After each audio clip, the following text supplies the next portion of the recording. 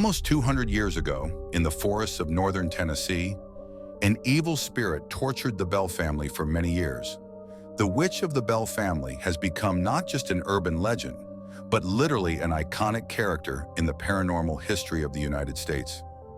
In 1804, farmer John Bell and his wife settled on 300 acres of land in northern Tennessee, a state in the eastern United States.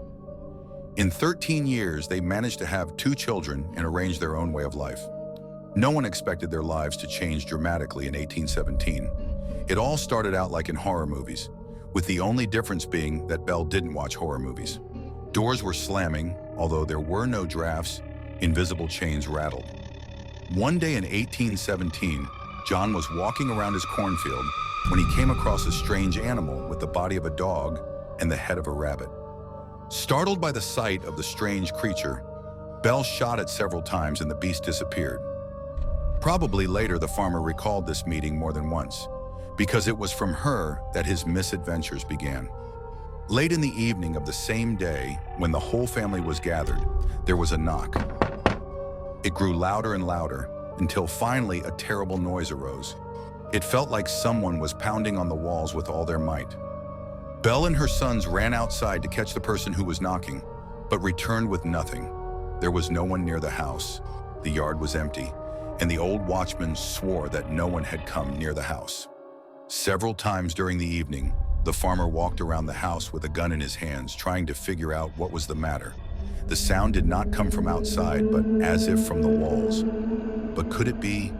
Did John Bell think that from that day on, his life would change forever, and he, an ordinary person, would come face to face with something that had no explanation and could not be protected from? The knocking was repeated every night, getting louder and louder until it turned into a crash.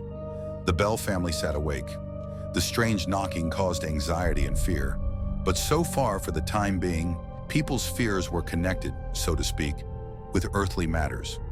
It was 1817, and human trafficking was rampant in the southern states, and rumors circulated among planters that slaves sometimes killed their masters or their loved ones. Bell also had slaves working on cotton plantations, and of course, the first thing he thought of was them. Could any of his slaves be plotting evil and taking revenge on their master? But John was a devout Christian, and he treated the slaves well, so on reflection, he had to admit that they had nothing to do with it. Soon, strange noises began to be heard inside the house. It was as if some evil spirit had appeared to harass the family, and he started with the children. They woke up at night because someone was gnawing on the bed legs, scratching the floor with claws, pulling off blankets, throwing pillows on the floor. Sometimes you could hear an invisible door slamming, someone scratching the glass with their nails, and sometimes in the middle of the night there was a sudden flapping of wings and a growl above the children's beds.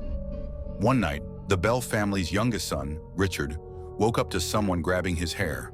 The boy screamed in pain and immediately heard others screaming as the evil spirit dragged them by the hair.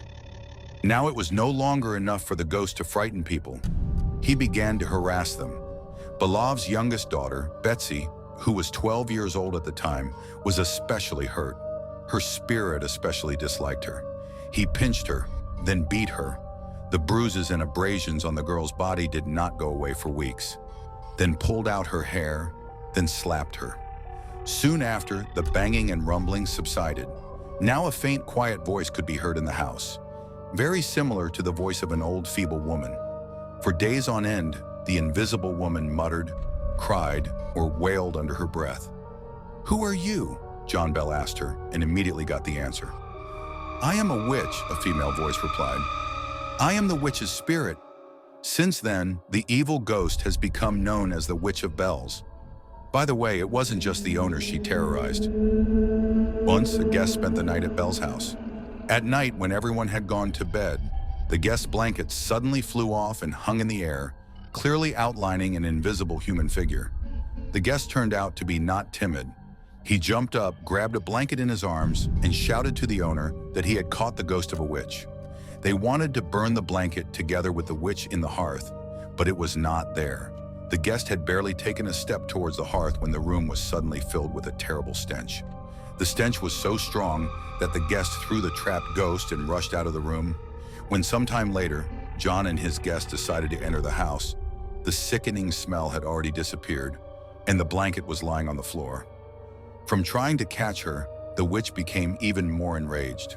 Desperate, John decided to consult with his old friend James Johnson, who was very knowledgeable in the occult sciences. First, Johnson and his wife came to the Bell house and spent one night there. The witch harassed them in the same way as the Bellas themselves. She kicked, pinched, and dragged them by the hair. After James Johnston's blanket was repeatedly thrown to the floor, and after several very tangible blows, Johnston jumped out of bed and loudly exclaimed, "I'm asking you in the name of the Lord God, who are you and what do you want?" He didn't get an answer, but the evil ghost quieted down, and the rest of the night passed quietly. The next morning, Johnston, after consulting with John Bell, decided to perform an exorcism ritual that was supposed to banish the witch's spirit from the house forever. Anyway, the exorcist from Johnston turned out to be unimportant. The spirit was quiet for only a few days. For several days, the Belov family enjoyed peace and quiet and hoped that their torment was over. Their dreams, alas, were not destined to come true. The vengeful ghost returned and unleashed all his anger on Betsy. The witch dragged her by the hair so that the girl screamed in pain and fear, pinched her, punched her in the face several times. Her parents began to fear for her life, especially since Betsy, who had never complained about her health before, suddenly began to lose consciousness, fell into a kind of trance, and did not come to her senses for almost an hour. Now the witch's spirit spoke only in Betsy's presence, as if drawing vitality from the girl's energy. When Betsy was absent or unconscious, the witch's spirit was silent. It was even suspected that the girl was engaged in ventriloquism, but it was not possible to prove this. Meanwhile, rumors about the Witch of Whites reached the city of Nashville, where Andrew Jackson, a general who was well acquainted with the two Bell brothers, John and Jesse Bell, became interested in them. They fought under his command in the Battle of New Orleans. He decided to personally visit Belov and see with his own eyes what was happening there. General Jackson did not set out alone. He was accompanied by several people. They were traveling in a large van, but as they approached the Bell land, the van suddenly stopped. The horses tried to move him, but he seemed rooted to the ground. Trying in vain to push the van off the spot, Jackson exclaimed that it was all the work of a witch. As soon as he said that, a woman's voice coming from nowhere spoke to them. The woman said that now they can go on, but that they will meet again this evening.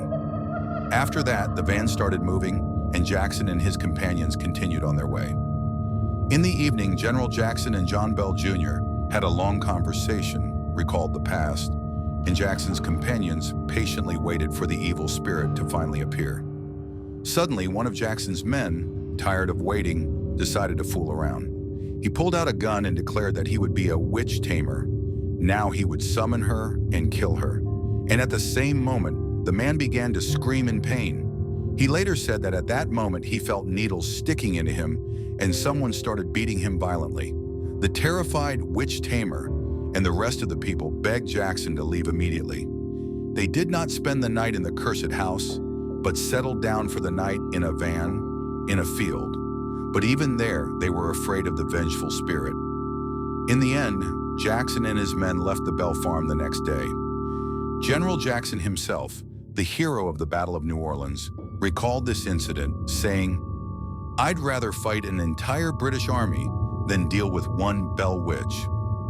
Andrew Jackson later became president of the United States. Nobody managed to cope with the Witch of Bells.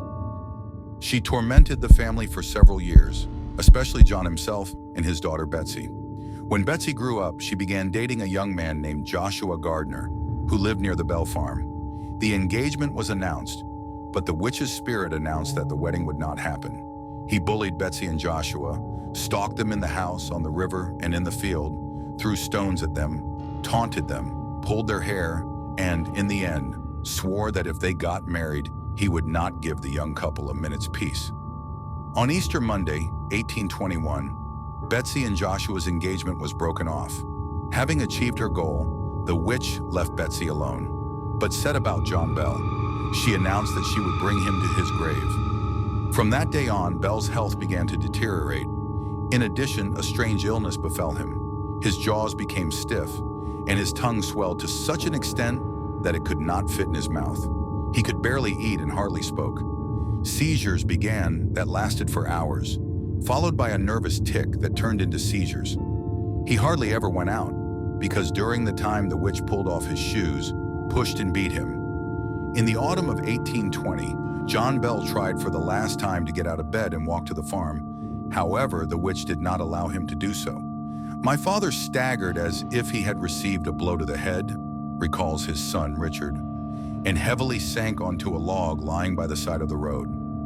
His face twitched, rapidly changing grimaces distorted him. John Bell's shoes flew off his feet. The boy tried to help his father put on his shoes, but the shoes immediately came off again. There was a lot of noise in the air at that time, frenzied swearing, mocking singing and shouting. When everything calmed down and the convulsions stopped, the weakened John, who also received a strong slap from the spirit, sat down on a fallen tree and began to cry. The witch had finally broken the will of the strong and confident man. After that, John Bell went to bed and never got up again. On December 18, 1820, when the whole family gathered at the patient's bedside, he was given his usual medicine. Immediately, his health deteriorated sharply and agony began, which lasted until morning. In the morning, John Bell breathed his last. The household found a small bottle of medicine that Bell had taken the day before, and, suspecting the worst, John Bell Jr. gave the liquid to his pet cat to try. The cat died immediately.